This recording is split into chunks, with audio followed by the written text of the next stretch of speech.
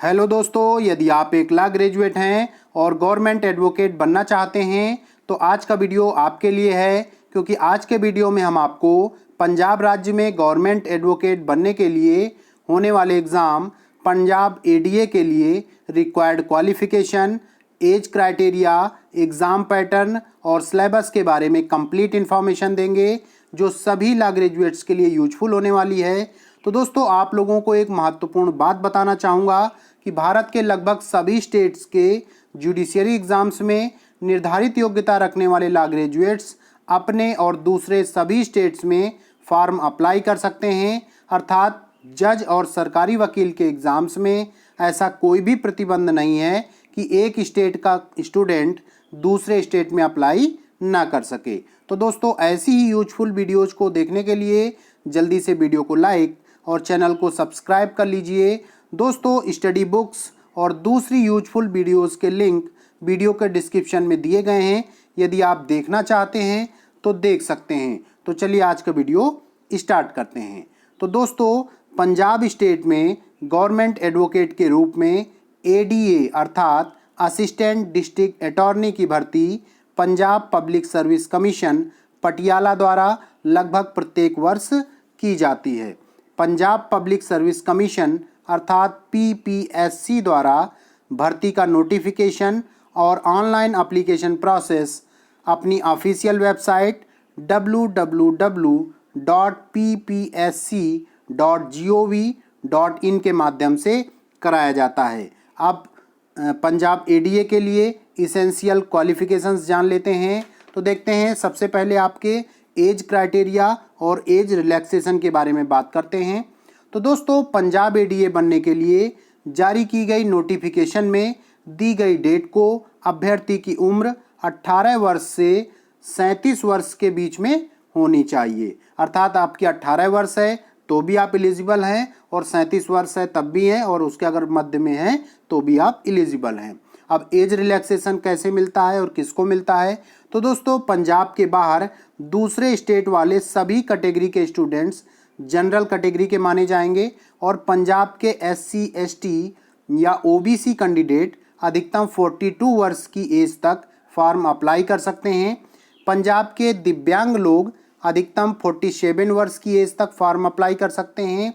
बचे हुए सभी जो कैंडिडेट्स हैं वो 37 ईयर तक फॉर्म अप्लाई कर पाएंगे। तो दोस्तों, अब जान लेते हैं कि इसके लिए एप्लीकेशन फ़ीस क्या रहने वाली है।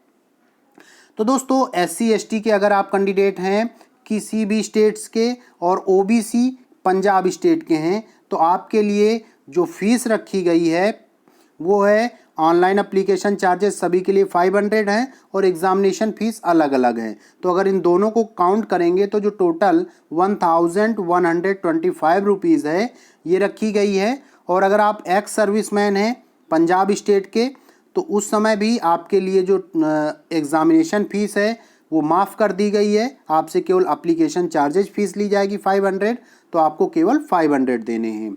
और अगर आप all other categories including lineal descent, आप एक्स सर्विसमैन कोई भी हैं आप, तो उसके लिए आपसे 500 तो ऑनलाइन एप्लीकेशन चार्जेज होगा, और उसके बाद 2500 एग्जामिनेशन फ़ीस होगी। इस प्रकार से टोटल आपको 3000 देना होगा। तो दोस्तों, अगर आप फिजिकली हैंडीकैप्ड हैं, पंजाब स्टेट के रहने वाले हैं, तो उस समय भी आपको केवल 1750 रुपीज़ देनी होगी। इसमें आपके 500 ऑनलाइन एप्लीकेशन चार्जेज हो जाएगा, और एग्जामिनेशन फ़ीस आपकी 1250 रुपीज़ होगी। तो इस प्रकार से ये सभी कैंडिडेट्स के लिए अलग अलग एप्लीकेशन फ़ीस हो गई, इसको आप देख लेंगे। अब बात करते हैं कि जो पंजाब एडीए है उसको सैलरी कितनी मिलती है। तो दोस्तों, पंजाब एडीए की जो सैलरी है स्टार्टिंग में 54,000 पर मंथ होती है, और इसका जो पे स्केल है 10,300 से 34,800 का है, और 4,800 का ग्रेड पे है। तो इसके आधार पे इनकी सैलरी धीरे धीरे पर ईयर चेंज होती रहती है और आगे बढ़ती रहती है। तो दोस्तों, अब हम बात करेंगे कि इसका एग्ज़ाम पैटर्न क्या है और क्या कहता है इसके बारे में। तो दोस्तों, पंजाब एडीए एग्ज़ाम में निगेटिव मार्किंग नहीं होती है, सबसे मुख्य बात, और यह एग्ज़ाम दो पार्ट्स में होता है। सबसे पहला होता है आपका रिटन टेस्ट और दूसरा होता है इंटरव्यू। तो दोस्तों रिटन टेस्ट में ऑब्जेक्टिव टाइप क्वेश्चंस पूछे जाएंगे आपसे और ये 300 मार्क्स का होने वाला है। आपका जो रिटन टेस्ट होगा इसमें 90 मिनट्स के लॉ सब्जेक्ट से रिलेटेड दो पेपर होने वाले हैं आपके, पेपर फर्स्ट और पेपर सेकंड। पेपर फर्स्ट में 100 क्वेश्चंस होंगे, प्रत्येक क्वेश्चन 1.5 मार्क्स का होगा, अर्थात पेपर फर्स्ट टोटल 150 मार्क्स का होगा।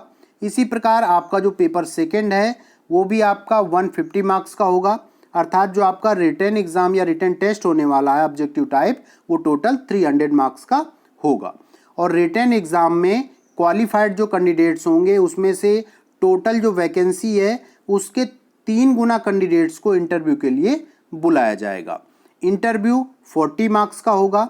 इंटरव्यू में क्वालिफाइड कैंडिडेट्स की जो रिटन एग्जाम और इंटरव्यू में प्राप्त अंकों के आधार पर मेरिट तैयार की जाएगी, जिसमें से वैकेंसी के अकॉर्डिंग टॉप कैंडिडेट्स को पंजाब एडीए के रूप में पंजाब के अंदर जॉब करने का चांस मिलेगा। अगर आप पंजाब स्टेट के अंदर जॉब नहीं करना चाहते हैं, दूसरे स्टेट में जॉब करना चाहते हैं, तो आपको वहाँ के जो गवर्नमेंट एडवोकेट का एग्ज़ाम है उसको क्वालिफाई करना होगा और वहाँ के लिए अप्लाई करना होगा।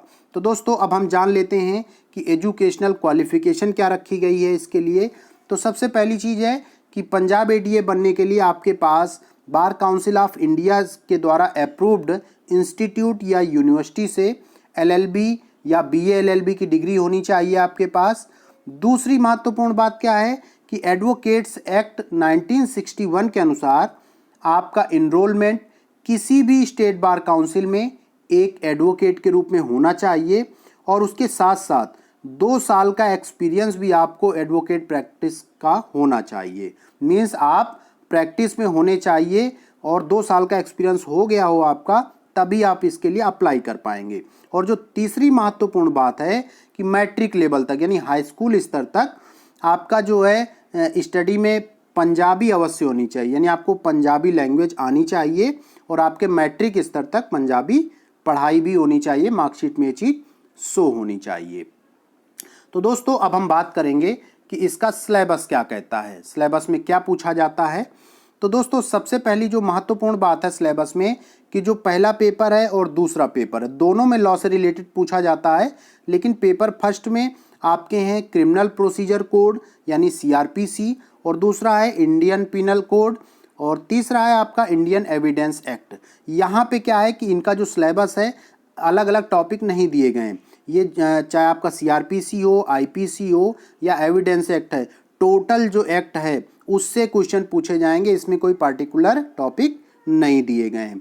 इसी प्रकार जो आपका पेपर सेकेंड होने वाला है उसमें सिविल प्रोसीजर कोड यानी CPC, कॉन्स्टिट्यूशनल लॉ, इससे रिलेटेड जो लॉ से रिलेटेड मामला है यहाँ पे टोटल आपसे ऐसे क्वेश्चन पूछे जाएंगे जो कि इन लॉज के अंदर आते होंगे। अब बात कर लेते हैं कि जनरल अवेयरनेस और लॉजिकल रीजनिंग ये कैसे आएगा, इसका क्या सिलेबस है। तो इसके लिए सिलेबस दिया गया है, तो उसका सिलेबस क्या है आपका general knowledge and current affairs of national and international importance including economic issues, polity issues, environmental issues, science and technology, any other current issues जो भी हैं वो पूछे जा सकते हैं आपसे।